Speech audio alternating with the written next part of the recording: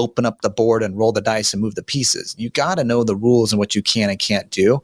That's kind of what self-directing is and investing in alternative assets. You just got to learn the rules and what you can and can't do. Do it with someone that's done it before, that has some expertise, or read the rule book, so to speak. Are you ready to transform your life? This is a no-nonsense show helping immigrants like you create generational wealth, even while working full-time. Get ready to take notes. Here's your host, Saket Jain. Welcome back, Migrate to Wealth listeners. Today, I am bringing to you somebody who's going to help you find money where you think you don't have it to invest in real assets to get passive income for you. That name is Mat Sorensen. Mat Sorensen is a tax attorney, and he's also the CEO of Directed IRA. Matt, how are you, buddy? I'm excellent. You know, usually people, when they hear tax attorney and they're listening to a podcast, they turn the dial. But turn it off. Yeah, I'm like, this is good. Okay, I got some good stuff for you. I promise. Yeah, no, you know what? It's kind of funny. I've always been thinking about my journey in investment started about 5 to 6 years ago. And I had no idea at that time that we can take the IRA, use the IRA to invest in real assets. Because my thinking, like probably most of the nation, is that you can only use it for stocks and bonds and paper assets, right? That's what the financial services companies wanted you to think, you know? Exactly, man. Exactly. That's what they sell, you know?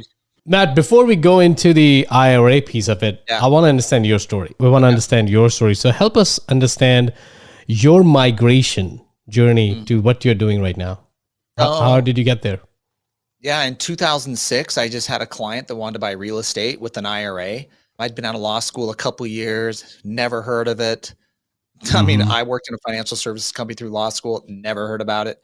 And so I was like, are you sure you can do this? You know, and then the attorney I was working for, now he's my partner in our law firm, Mark, had done it with a few clients, maybe a dozen clients or so. And so he knew kind of that you could do it and some basics. And so I just got into it and became fascinated with it. And what I realized was no one was an expert on this. There was some attorneys that had done some trainings for other attorneys. There was some books out there, but they were all garbage. They were like either wrong or they just scratched the surface of what was possible and then didn't really get into like, okay, now I'm going to do it. Like, what do I do? You know, it was just, so I thought there's an opportunity to become an expert in something. And I just liked the idea that your IRA could own a private company. It could invest in a private fund. It could own real estate. You know, you didn't have to just buy a stock, bond, or mutual fund. So I just went after it and wanted to become the expert at it and wrote the #1 book, spoke all over in the industry, represented half of the industry as outside counsel. I've like consulted Congress, government agencies in this field. So I've done quite a bit in this space, been published by other professional associations, my articles. So I kind of really carved out a niche in this area and then started my own company offering the accounts Directed IRA. So there's a lot of stuff in between there. It's been 14 years of going at that, but that's the gist of it. I think we could say that you know one or two things about using self-directed IRAs. That's a good thing. Yeah. If I don't know the answer, probably no one else does. Like I've done this for a long time. I have a lot of clients pay me a lot of money to figure stuff out. So that's good, Matt. So I think that's the guy we want, right? That's really the kind of guests we want to bring on our shows who have seen different things. Like they're not learning fresh. So it seems with your background. Now, how did you, let's actually take a few steps back, even before you got into the IRA world, or self-directed IRA world, your law, your tax attorney. I don't think a lot of people grow up to be, that's not the profession they want to become when they talk about where they want to grow. How did you get there? So it's a good question. I really, in law school, I took federal income tax. It's the kind of like tax 1 in law school. And I just became very fascinated with it because it was the first thing in law school that was practical.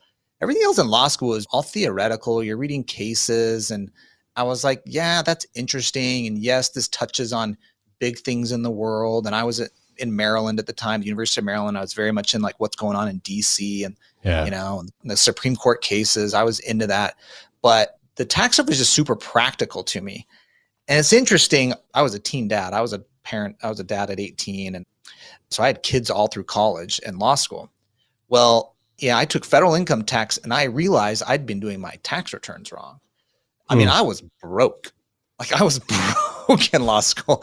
So as broke as you could be. But I applied I didn't realize that the earned income tax credit was refundable. I just zero out my return and go to zero and be like, I don't owe tax. No, I was owed because I had 2 kids already in law school, and Right. I was working full time actually through law school, so I still had income. But I ended up getting over a $10,000 refund back while in law school of what I learned in my tax class. So it just hit me as very practical. And as I learned more about it, I'm like, the number one expense of business owners is that have any success is taxes. It's not payroll, it's taxes. And so I took all the other tax classes I could in law school, and then ended up finding my way and working with my partner, Mark, who's an attorney and CPA. And we have a KKOS Lawyers, our law firm. We're helping clients across the country on business and tax stuff. So then within that, I kind of got to the niche of self-directed IRAs. But, I don't think I've ever told that story on a podcast, but that was the genesis of how I got into tax. That's really interesting, right? Because I think your one class kind of paid for your journey there. That's amazing. Yeah, I don't know about that. It was the law school was $130,000, but at that time, yeah, probably. Yeah. Now it's like 200 or 400K. That type of money was huge for me, at that time. That was, of course, it was a big deal. Of course. And so it just hit me as very practical. And I took a tax clinic too, and we helped people who couldn't afford attorneys but had issues with the IRS. And I just saw all of the problems and misunderstandings and complications of it, but also the opportunities for the people who know how to do it right. Yeah. And so it seemed like something very valuable to learn. So Matt, one thing I want to talk to you about, like when you were telling your story, you specifically mentioned a specific avatar, specific customer, business. And you said the biggest expense in the business is taxes. Maybe I'm drawing some parallels here. I think that's also true in your personal life. People think the biggest expense is mortgage. I really think it's actually the taxes. You can live without a mortgage. You cannot live without paying taxes. Right. Yeah. There's 2 things are certain in life, death and taxes. So yeah. And I think it's particularly for people trying to build wealth, right? Like, great, inherit it, okay, great. No, I got to go earn it first. Well, you're going to get taxed as you earn it. And so optimizing that so you get to keep as much of the money you're working hard for is what's really important. And as you get into self-directed retirement accounts, that's really a principle in how people use and why people use IRAs and 401ks to save and build wealth is because it's tax efficient. It keeps more money working for you rather than when you're making money, you got to send a check to the IRS because you made money. So that was another reason why specifically retirement accounts became a focus for me, is because I learned, people can build wealth in a tax-free for Roth accounts or tax-deferred manner, which keeps more money working for them, more money investing, which in 20, 30 years of investing is huge. You just run the numbers on it. It's significant.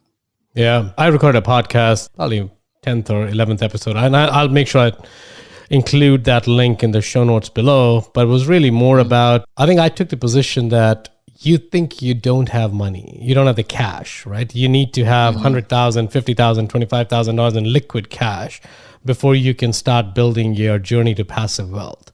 And that whole position was, you may be surprised to understand that you have a whole stash of money sitting somewhere which is accessible to you, but you can't. So I think let's go deeper into that, Matt. IRA, right? A lot of folks have financial advisors, or at least they think they have financial advisors, but they just have Wall Street representatives. So if IRAs were so powerful to invest in assets that are outside of the stock market, which is, it's beyond the bonds, the funds, the mutual funds and stuff like that. If they were so powerful, why are we hearing on these kind of podcasts where we're helping people to do that? What's the gap? Why are we talking about it and the financial advisors are not? Well, let me say a couple things wind up to that, to answer that. There's $30 trillion in retirement accounts in the US. I mean, there's no more money anywhere to invest in anything. And so a lot of people listening might have their own little sliver of that $30 trillion, but for many people, it's their most investable piece of money that they have to grow and build their wealth. Well, when retirement accounts first came out, the financial services industry was like, people actually like saving in these accounts. They get a tax deduction when they put it in, if it's a traditional account, or they grows and comes out totally tax-free if it's a Roth account. And so they're like, well, we're going to open up these accounts and provide them to our customers. And what are we going to let them buy and invest in? What we already sell, So, and then the insurance industry came along and they're like, wow, people are really saving in this. We should let people open up IRAs with us. And so if you're New York Life or Northwestern Mutual, you're like, you can have an IRA with us. And what can you buy with that account? annuities, because that's what we sell. You know? Right. And so the kind of the alternative asset industry or the private industry is not as organized as in that manner as the insurance or broker dealer industry. And so, and financial advisors haven't figured out how to make money in the alternative asset industry as much. That's changing now a little bit. And so Wall Street, really, for lack of a better generic word, but Wall Street has just dominated it. They figured out how to make money. They already sell these products is what people think is the only option to invest in, but it's not. It's just what's currently offered. So you can buy a private company, you can invest in a private fund or a startup or buy the rental property down the street.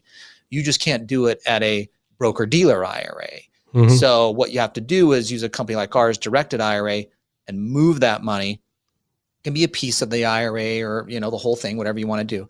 You move it to a self-directed IRA with us, and then we'll let you buy real estate or invest in an LLC or a private company. And so it's the same principles of your retirement account. It's just you have different investment options now. Yeah. I think that's great, right? Because I think it's more, you're breaking the mold. Now, financial advisors are not saying, which I'm pretty confident, they're not saying you cannot invest in other things. I think what they're trying to say is, and they do it very smartly, they're saying, given the vehicle you are using right now, which is their brokerage account, that brokerage account doesn't allow you to invest in other asset classes. Right. And if you actually ask them the question, can you? If you ask a direct question, if I take my money outside of you, am I allowed to open up an IRA somewhere else where I can go buy a piece of property?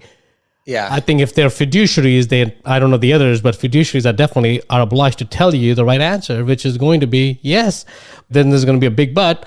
I don't recommend that. But that's not the question you ask them. You ask them the question, can you invest or not, right?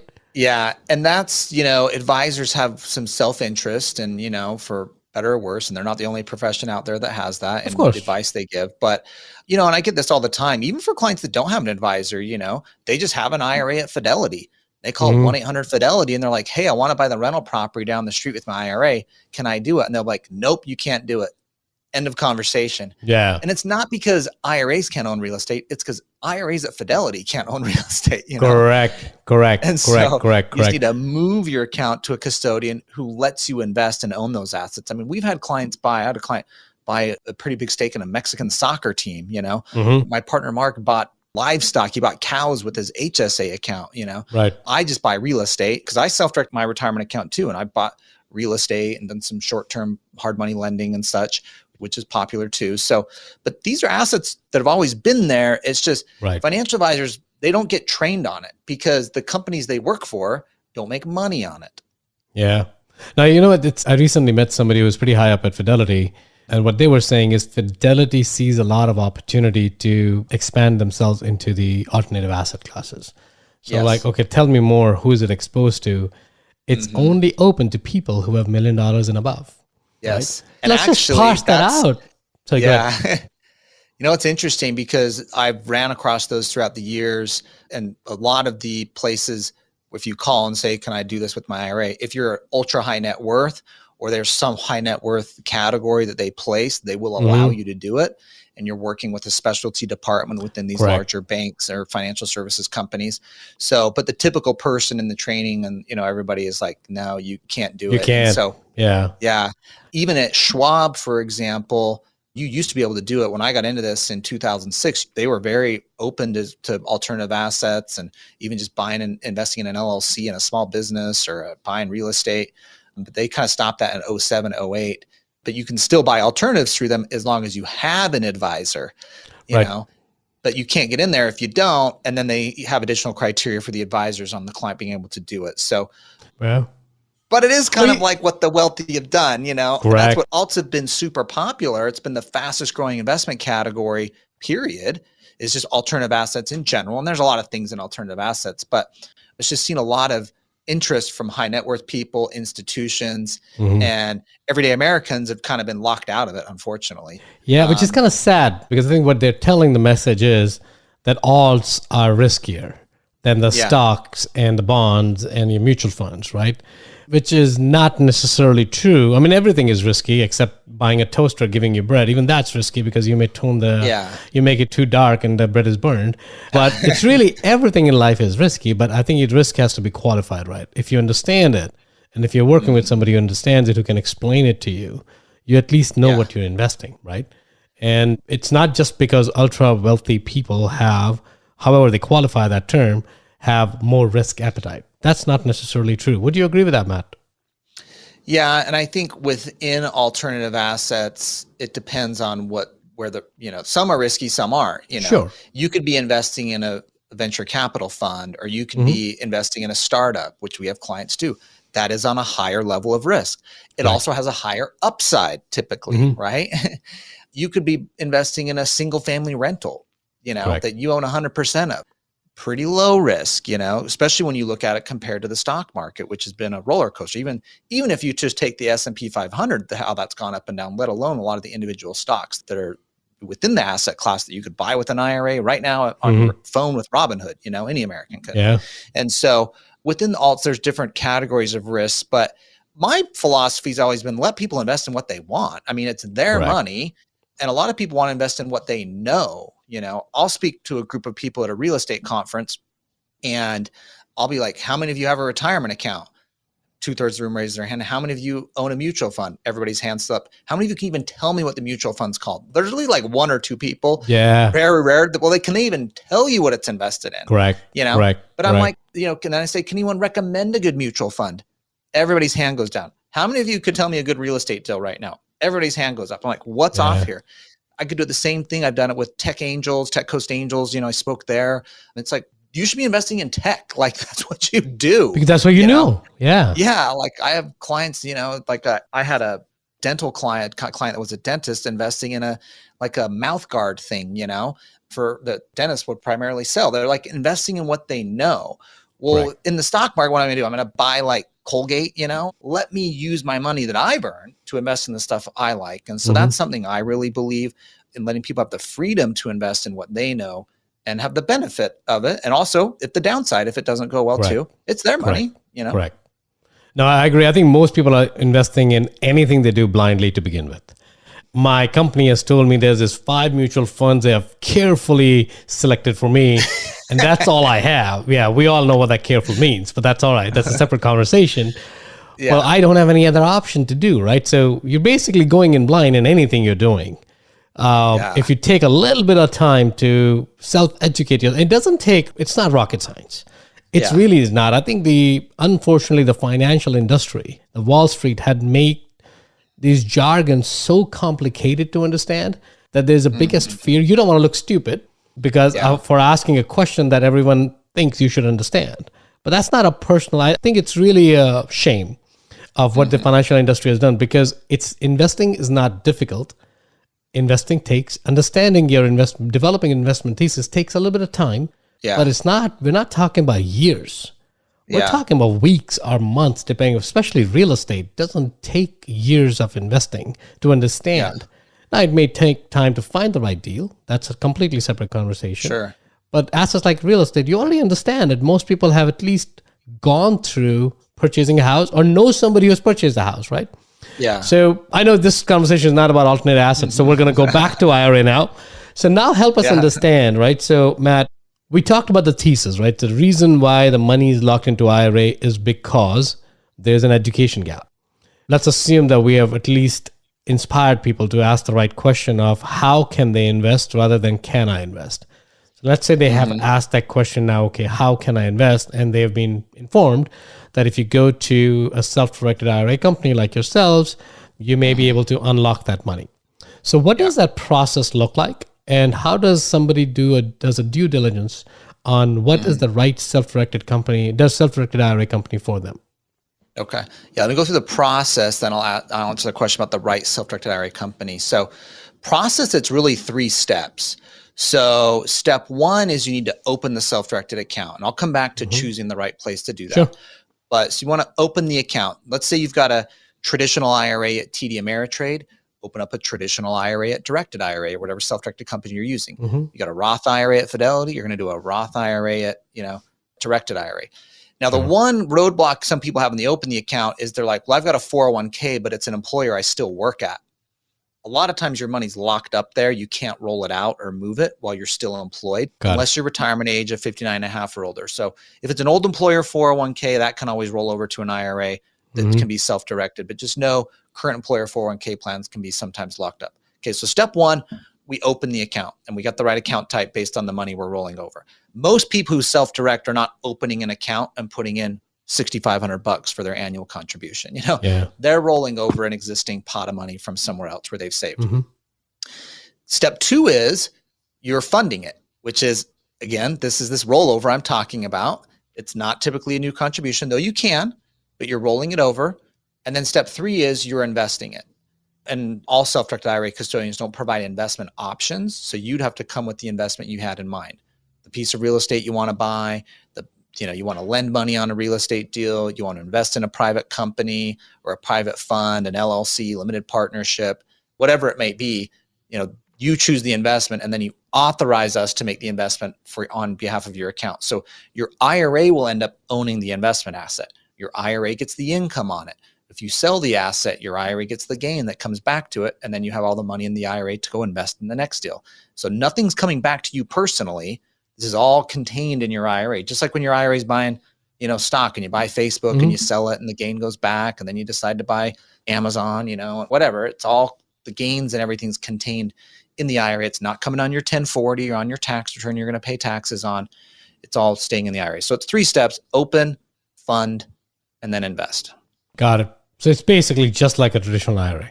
Open, fund, invest. It's exactly the same process, right? Yeah, it's just the invest is a little different because you're going to have an investment thing that you want to invest in. But now checking the right custodian on the first step of who do I set up the account with, I'll first just say Directed IRA is the best. Of course. But I'll say a couple of things you want to look for. And this was even me before I had Directed IRA. I was an attorney sending my clients to other people who are now our competitors. The first thing you want to do is look for companies that are either banks or trust companies. In order to custody an IRA, you have to be a bank, a credit union, or a trust company. We're a trust company. What's a trust company? You're licensed by the banking department and you're examined by the banking department. You have capital requirements, not to the extent a bank does, but you're not depository. So trust company is allowed to hold assets on behalf of other people. And so state banking departments, there's national trust charters, but most trust companies are licensed by a state banking regulator, which is what we are in the state of Arizona. And then we can do business in all 50 states. But when you get into the rules for IRAs, it says the custodian of an IRA must be a bank, credit union, or trust company. And so the reason I say that is there are some companies that are none of those, but yet they do self-directed IRAs. They call themselves administrators. And what they'll do is they'll have a trust company behind them that's on the documents, but really isn't in control of the business and the process. That is not good. I do not recommend it. There was a company in Utah that had that structure, been doing it for 20 to 30 years. A bunch of cash went missing because they mismanaged the money. They basically, the owner of the business stole the money and a lot of people cooperated in it. And the guy went to prison for 10 years. So there are you want to basically be at a regulated company is what I'm trying to say. It's audited, that has a bank examiner, and even we've gone through this banking crisis recently. The fact that they're audited and even the crypto stuff that, money's missing, they were not audited. There was no bank examiner going into their stuff. So I think that provides a little bit of comfort for someone in looking for a company that has a reputation. And the second thing I would look for, though, is just the typical thing you look for any business you're going to do with. What do other customers of theirs think? You can find those on Google, ask around in your industry. We're trying to get better known in our industry and we've grown very quickly. We've built a solid reputation and our clients definitely sing our praises. So that's our opinion. We just hit 500 5-star reviews recently. Oh, that's awesome. On Google. Congratulations.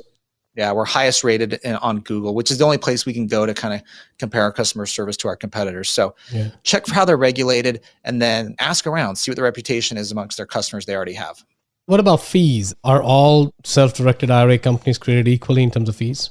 No, big variation there. I would say there's a range, maybe $300 on the low end, which is actually where we are. I'll be honest, we'll be raising our fees here shortly, just a little bit, but you'll have some companies it's over $1,000 a year to have an account there. So there's a couple of different fee models. There's really 3 different fee models in our industry. We are a flat fee, no matter how many assets. So like right now, our annual fee is $295 a year, $50 new account fee, $50 fee when you're buying or selling an asset. That's it. Sure. We have some wire fees, or like, an expedite fee if you're trying to do something like next day or something. The other one fees model is they have a fee per asset. So it might be $300 or $400 or $500 per asset you hold. And so for certain people that invest in, we have a lot of people who just will invest in private funds or companies at 50,000 a piece, and they might have 3 or 4 of those. Well, for them, they're going to pay over $1,000 a year for their custodian to hold that because it's per asset. Whereas with us, it's only one flat fee.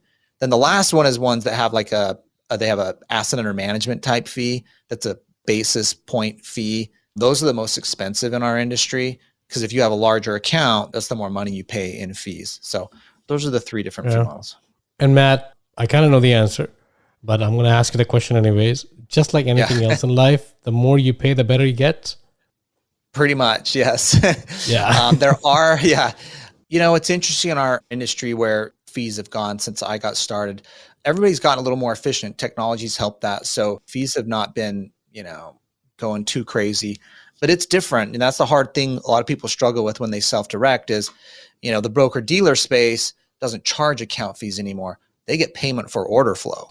Right. So they make money when you're transacting and buying and selling stuff. So they're paid by the places they place the orders. So they don't charge fees. And a lot of people, they get to it and they're like, wait, I got to pay a fee for my IRA. It's really hard to get in their head. It's like, we're not getting paid to invest your account. We don't make a commission. There's no payment for order flow when you buy this piece of real estate or this private company. And so we just have flat fees for our services. That's perfect. Now, I think the other point we want to talk about is, and again, you said it in passing because it's probably second nature for you, is more around you're not the advisor. You're just a custodian, right? That's a very important distinction because when you're talking to your financial advisor, you can ask them questions. Is this the right opportunity? Now, they may or may not be qualified to give you an opinion, but they will give you the opinion. Yeah. And in your case, you're holding a line that if you ask us a question, should I invest in this or not? Your answer is, it's completely up to you, Saket, if you want to invest. Yeah. Let us know what your decision is and we'll support it. But we're not going to help you evaluate a deal. Is that correct? Exactly. We're just going to look at it. Can we hold the asset, Correct. And is it administratively feasible? We're not looking at it are you going to make money or lose everything? And so, and all of the self-directed custodians are the same. And you're signing off on that when you go to invest something that like, I know what I'm doing. I'm making this on my own decision. So people got to kind of go out and find their own deals and investment opportunity. And, we have an alternative asset investor summit. It's going to be in June. It's altassetsummit.com.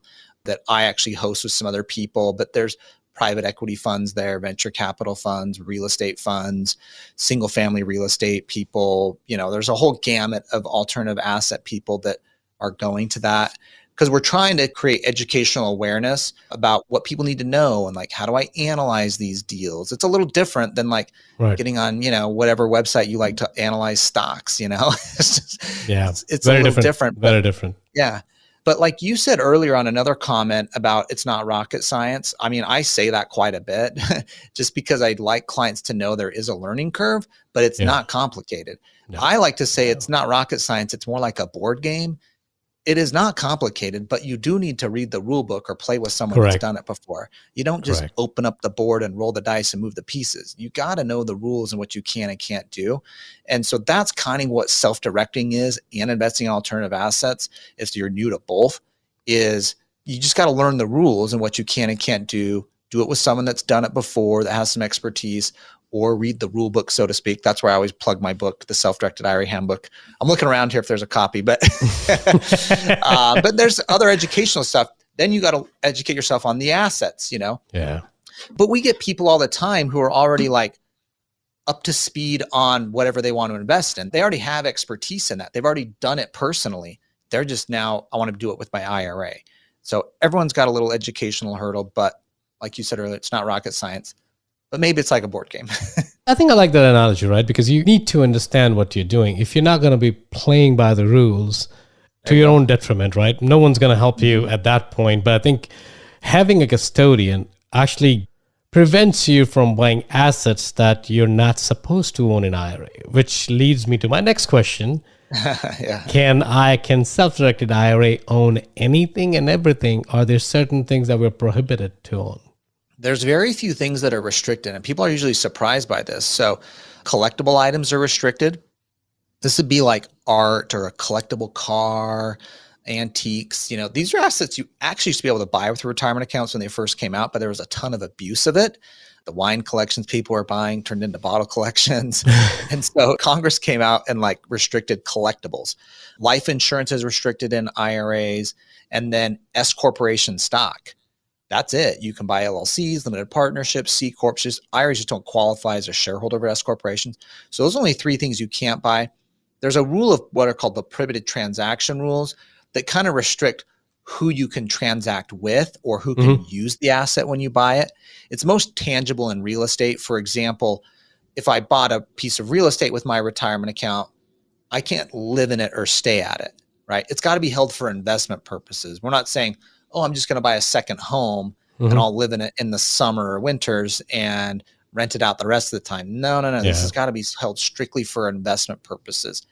Also, you can't transact with yourself. It's if I own assets now, and I'll get the common question hey, I own some real estate now, or I own some options in a company, and can I sell them to my Roth IRA or move them into my Roth IRA? No, Congress thought of that. They knew we would try to move assets that were going to go up in value to our retirement accounts to avoid the tax. And so they restricted us from transacting with ourselves or with our spouse, kids, or other family members. So there's a little bit of rules there when you're investing. But if you're no, I'm just investing to hold an investment asset. I have no intents to personally use it. I'm not involved anywhere in the transaction personally or my family. If that's the case, really, most of the rules are never going to apply or conflict with your investment decisions. Perfect. And Matt, in terms of real estate, let's talk about that for a second. So let's say I bought an investment property with with my money in Directed IRA with you guys, and I buy it. Now, can I manage it myself? Can I get a loan on it by myself? I know you said that you can't live there, but can I put my own sweat equity into all these properties, or is that prohibited as well? That is prohibited as well. So let's say you're buying a property to flip it, for example. Your IRA can own a property and it can flip a property, but you can't go put on the tool belt and work on it. Whether you pay yourself or don't pay yourself, there's something called a self-dealing prohibited transaction that says you can't provide services or, to the retirement account basically to improve the value. But what you can do is you can administer and manage the investments. So you can go to the property, you can tell a contractor what to do or a handyman what to do. You can make sure they did it. You can pay the bills from the IRA, for these things to happen. So you kind of just got to stay to administrative and managing, which is, I always say, is the paperwork, the contracts, the decision making. Don't get into the physical labor side of it. That's when you'll start violating the rules. Got it. And can I have my kids live in there? No. Nope, they're restricted too. Yeah. Yeah, but your siblings are okay. It's weird who's prohibited in the family, who's not. So, when you're looking at your family, it's your parents, your kids spouses, grandkids, obviously. So it kind of goes up and down the family line. But when you start going across it, like your siblings, brothers, sisters, or aunts, uncles, cousins, they're all what's called non-disqualified. So you can, got it. We've had lots of clients over the years do that. They have a family member that lives in their rental. Now you still have to charge fair market rent. Of course. You can't just do it to benefit them, but it is possible to transact with siblings or cousins, aunts and uncles. Got it, Matt. And what about any other kind of assets that kind of let's say I want to buy gold or silver or crypto. How does that work when can I go to a gold dealer next to my house? I don't live near a gold dealer, but if I were, can I just go buy them and ask them to use my IRA or no? I mean, it's possible, but there's dealers that kind of specifically work with IRAs for one critical reason for precious metals, which is there's a storage requirement. And there is a purity requirement, and there's specific metals that are approved. So the precious metals your IRA can own is gold, silver, platinum, and palladium. But even within those different 4 types of metals an IRA can own for investment purposes, there's a purity requirement. But then the purity requirement, there's an exception to it if it comes from a government authorized mint. So there's all these little contingencies. There's a whole chapter in my book of what's approved, what's not. Most of the precious metal dealers that know what they're doing, that work with IRAs regular, do know what qualifies and what's not. So you got to make sure you know which one's qualified. But then the second thing is the storage requirement. So you can't self-storage them at your home. They actually have to be custodied by your custodian or at a storage facility that meets the requirements for IRAs. So that's what we use. We use a custodial partner that stores all the metals. That's the business. I mean, it's like Fort Knox, it's like Mhm. track cameras on everything, metal detectors for the employees that literally knows how much like dental fillings they have. If they have like silver in their Right. teeth, like it literally knows like to the gram because it's tracking everybody in and out of that place. So there's some storage rules on precious metals. Crypto is interesting though. We actually have a crypto IRA product. It was much more popular last year, but it's still around. People still are opening new accounts and investing Mhm. in crypto.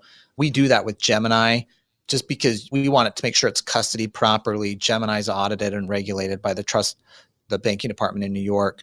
We would never use a company like FTX or Right. Voyager. We actually worked with their departments and got into diligence and on both of those companies, oddly enough. It's like, how are you regulated? And this was before they went under. It was like, Right. okay, that's not going to work for us. And I knew it wouldn't work for our regulator either way. So we do have a crypto IRA product that people can buy pretty much anything on Gemini, which is all the big stuff you can typically buy there.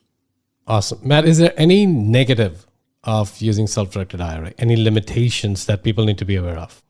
Yeah, a couple things there. I mean, first, self-directing is not for everybody. If you don't have an alternative asset or a desire to go learn and educate yourself to feel comfortable, it's not for you. Some people are just like, I just want an advisor to do it for me, and my advisor's not into that. Now, I will say there are advisors that we're seeing more and more of them. We work with quite a bit that put their clients into alternative assets more and more regularly now, which is a positive development recently. But so one, just make sure it's right for you, that you actually have an interest in some alternative assets. And then the second thing is it takes a little more work. But like most things, particularly in making money, the things that will make you the most money are the things that take a little bit of work. That mutual fund that your 401k has been invested in for 20 years, that's now $400,000, you decided to invest in that 20 years ago when you enrolled in the 401k and said, I want to retire when I'm 60 and my risk tolerance is moderate. You Right. don't even know what that fund is, or what the expense ratio is or how it's performed, Right. And so the self-directed accounts are great for people who are more entrepreneurial, that like the details and like to learn, and that are willing to like take control of this money to go Right. build a legacy of wealth for themselves and their family. And I think that's who's really attracted to self-directed IRAs is they're like, oh my gosh, I've got this pot of money over here, this opportunity to really grow and build my wealth. I want to learn as much as I can about it. And what happens when you do that is you might learn, oh, a mutual fund in the stock market is not my only option. You might still be invested in it. Right. We're just saying, and our clients that have been successful is like, that's just not all they're doing. They're learning to invest in other asset classes. And that's what the self-directed IRA allows. And Matt, can you partner with IRAs? Kind of like, let's say I have an IRA and you have an IRA. Can we partner together and take a deal down? Or that's prohibited as well? No, absolutely. So those are called multi-member LLCs is how we would structure that. So usually if we have multiple IRAs, let's say the two of us wanted to go invest or buy a piece of real estate together. Let's say you want to put in 100 grand from your IRA. I put in 100 grand from mine. We would split up the ownership 50-50 of the LLC. Got it. The LLC goes out and buys the asset, receives the income, pays the expenses, and then sends 50% of the profit to your IRA or 50% to mine. Got it. Now that split of the ownership always has to be on dollars invested though. That's one thing that sometimes people are like, well, I found the deal, and I want my IRA to get 60%, although it's only putting in 50% of the money. I want to get a little bit more. You can't do that. Your IRA only gets credit for what it's invested in. And what about me partnering with my own IRA, Matt? Can I do that? So I have some liquid cash and can I, sorry, go ahead. Yes, that's possible too. But So again, it requires the Sorry, LLC and it's a little more complicated. So let's say you wanted to do it with your IRA. Let's say you had 60 grand in your IRA and 40,000 personal dollars, just so I can do math here easily. That's fine. You're going to buy an asset for 100,000. That would require an LLC. Your IRA puts in 60 grand, gets 60%. You put in 40 grand, you personally own 40%. Now this LLC is a partnership for tax purposes. Right. The LLC is going to own the asset, receive the income. You'll have a bank account for the LLC. You can be manager of the LLC also. You can't receive a salary or compensation, but you can just sign on the contracts for the LLC. You have a bank account, like I said. And then you split up the profits based on the percentage of ownership that was set at the outset. Now, when you do that with yourself, or even sometimes it's popular, it's like, well, I want my IRA and my spouse's IRA to partner into an LLC, or it's my Roth, my traditional, and my spouse's traditional, going in. We always, again, break up the ownership based on dollars invested. Now, there's one little hang up on that structure when you start using yourself, your IRA, your spouse's IRA. These are disqualified people coming together. Is you have to come in at the same time. So what you can't do is you can't be like, well, I own an LLC 100%, but I want to sell 50% of it to my IRA. That's going to be a prohibited transaction. Or my IRA owns this LLC 100%. I want my spouse's IRA to come in 6 months later and put in cash. That doesn't work either, because now you're buying and selling ownership in the LLC between your IRA and a disqualified person. But when you do it from the formation of it at the outset, you're not transacting between each other. You're just co-investing in an asset, which is the LLC at this point at the same time. So it's not prohibited because you're getting the ownership based on the dollars you're putting in, and you're not transacting with other people. You're co-investing into an asset at the same time, buying the LLC ownership from the very beginning when no one else had owned it. So there's a whole chapter in my book on that. We've got podcasts on our Directed IRA podcast on the multi-member IRA LLC. So, but that's a common strategy. And a lot of people just do an LLC their IRA owns 100%. That's called a checkbook IRA LLC. We do that too, where your IRA owns an LLC 100%, and you have an LLC that does the transactions, and you can have a checking account associated with it. That's for people that are like, maybe you're flipping a property or buying property at auction, or you're doing short-term private money lending all the time. You got a lot of transactional stuff you want more control of. People use that IRA LLC. I think it's also not for a common, if you're just basically going to be passive your entire life on your assets and you're investing in something, you don't need that, because that comes with additional responsibility. Right. Kind of like, and cost, and cost, yes. And you want to be careful with these things, because these things can also blow up in your face if you don't do it right. So if you're someone, and I would love to get your perspective, you're someone who basically says, it's too much work for me. I don't want to do any of that stuff. I just want to ask Matt, hey, I found a deal that Saket's coming up with. I'd like to do it. Can you transfer X dollars into Saket's fund?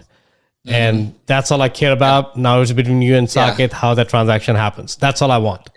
That's perfect. That's like every day, we're opening, 30, 40 accounts a day here. And that's what's happening is, and it's the same 3 steps. They're going to open the account. They're going to fund it. Usually it's a rollover transfer from an account somewhere else.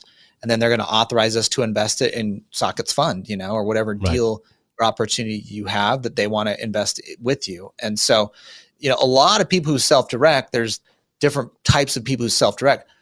There's people that are just interested in these alternative assets. They want to get out of the stock market, or they want some diversification. They're looking for something that gets better yield, but they don't want to run the deal. Like, they don't want to do the deal. They're like, I got a job, I got good income, I'm building my wealth that way. Let me work with other people that help me invest my money. And then you got other people who are more deal maker people that use their IRAs. But the first category is actually the larger category. Correct. They're investing with other people that typically have the deals and the deal flow. They just have the retirement accounts they want to fund and get the return. Awesome, and awesome. Matt, we're getting to a point here where I know we both have a hard stop. So I want to respect for your time. So we're coming towards the end of the show, Matt. We always end the show with 2 questions. The first question is going to be, when you look at your migration journey and you reflect on it, if you were to go back to your teens, 18, 20, what are the key insights you'd share with that person? It's a good question. I'll tell you, I'm still working on stuff myself. There's still things I'm trying to figure out, but a couple thoughts. One is have a good mentor. I've had a couple that are good. I'm actually looking for a good one right now. And you need different mentors at different phases of your life. That'd be going back to my younger self. I would be like, be a little more intentional about that in finding a good mentor. The second thing is realize, this is just in growing our company. I have 100+ employees now, and we've grown very quickly and have had a lot of success, but it's been a lot of hard work. What I would say there is, and just going back, and I would say, realize that you're not the smartest person, and the smartest person is the person who realizes they're not the smartest person, and find the other people that can complement your weaknesses. So you got to know yourself a little bit. And that's going to drive you to success, or your organization or company to success. And so that's really what I've been focused on the last few years, is getting the people in our organization and our company that complement me, that are better than me, and learning from them and letting them lead and guide. Sometimes it's a little humbling. I think most people who are entrepreneurial are very confident in themselves, but you run into a danger of being able to really grow or scale an organization if you don't appreciate and seek out for the people that can make you better, complement your strengths, have strengths, qualities, intelligence that you don't have. And so that's something I wish I came on a little bit earlier. No, I agree. I think you need an ego to be an entrepreneur. Otherwise, you won't be able to think your idea is good enough, right? You'll never take that first step. So you need some ego. But I think what you're saying, keep that ego in check. So don't get it overinflated where you think you know the answers for everything. Because you may, at a certain stage, you may know answer to a lot of things. Not everything. But you will hit a spot where you're going to plateau. And to break out of that, you need somebody to show you what you're not seeing. That's really where I think the mentors have been, in my own journey, where mentors have been very, very helpful. I think that's really what you're sharing as well. Yeah, absolutely. I think that everybody's unique too. And the one thing I like that I've kind of in my personal mantra is you need to go your own way. There's a lot of value in modeling other people and what they've done. And I love that. And that's what I think a good mentor is good at. You can model some of the lessons they've learned and the things that they've done, but also at the same time, go your own way, find your own path. Even in our industry, that's something that I try to do. There's things we do the same as other companies. There's a lot of stuff we do differently. Yeah. And frankly, those are reasons I think we're successful and they're not, and we're growing and they're not. And so that you could apply that to any industry or types of investing is there's a lot of value in charting your own course and not just following the whole crowd. I love that answer, Matt, because it's a very crowded space. There's a lot of self-directed IRA companies. Yeah. But there's a reason why you're on the show and a lot of companies are not. It's because I've done my research. So I wanted to bring the best. So thank you for coming on. Matt, last question. Yes. What are you seeing the humanity is missing? Because you're interacting with a lot of people right now, right? And you hear their concerns, their fears, their demons that they're dealing with. But if you start to distill out of that, where the humanity should migrate towards? I think that's interesting because it ties to investing quite a bit, is people's emotions are cause them to make bad decisions. And, a lot of our clients, I'll tell you, a lot of clients that are successful have big accounts here, love it when things are all upended right, like they are right now in a lot of the investment space, because it's where they make money. They need a little bit of chaos to make money. Right. And that's where they find opportunity. But a lot of people make terrible decisions, investment decisions. They don't invest. They stand on the sidelines. The typical mantra of buy low, sell high, they miss out on, right? Because they freak out and their emotions kick in when the market's low, and they sell low, because they think it's going bad. And then they only buy when the market's already rebounded and everyone else is making money, and they miss any opportunities for gains. So I think just I'll say on the investment side of things, people just need to keep their emotions more in check and think more logically, try to be more analytical. But one of the things I sense as a problem, and it's one thing I think self-directed IRA solves a little bit, and I was talking to this about someone that's going to be on our podcast soon, is you can do well and do good at the same time. And self-directing is one of those things where you can do it. I mean, we see people invest their IRAs in, fixing homes in their community and revitalizing communities that are blighted, that need the investment that other investors are not going to, investing in small businesses. When COVID hit, I saw a lot of accounts investing to support small businesses by doing private loans from their IRAs to keep them afloat. Some of them were buying stock and ownership in them to fund them to keep them afloat. And so self-directed IRAs can really, it's something where you can actually invest in your own backyard. Like you can make an impact in the businesses and the real estate and the things in your community. And I just love that. And a lot of the clients that work with us just like that tangible nature of it. Not only can they find the opportunities because it is in their backyard sometimes, but it really affects their community and the businesses that they can interact with. And I think as we've grown and expanded as a country and people's investment dollars aren't as tied to them personally, it's all in Wall Street in some mutual fund. You don't even know who's managing it, but the self-directed IRA brings you closer to home and can keep you more connected to your dollars.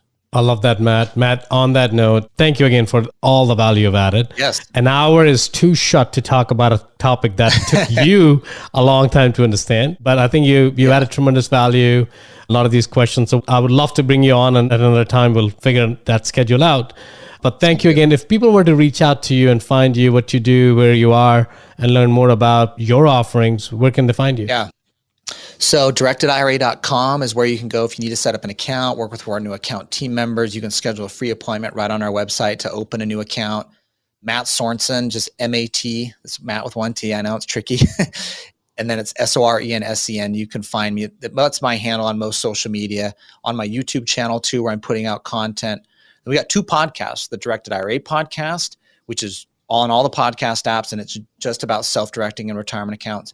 And then I co-host along with my partner that one, and the Main Street Business podcast, which is more tax, legal, general wealth building, small business. And so those are both weekly podcasts that you can catch too. So we're out there. Love to help anybody, particularly in the self-directed space, that wants to take control of their retirement and invest in the assets that know and that interest them. Awesome, Matt. We'll make sure we include all the information in the show notes below. But thank you again for joining me and my audience. I really, really loved what you had to share. So thank you for that. Thanks, Haka. My pleasure. If you got value from this episode, you might consider sharing this content with a friend.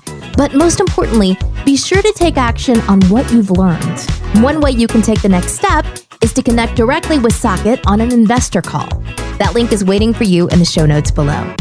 The content of this podcast is for informational purposes only. Please consult your own advisors when making any investment decisions. Keep listening. We'll see you on the next episode.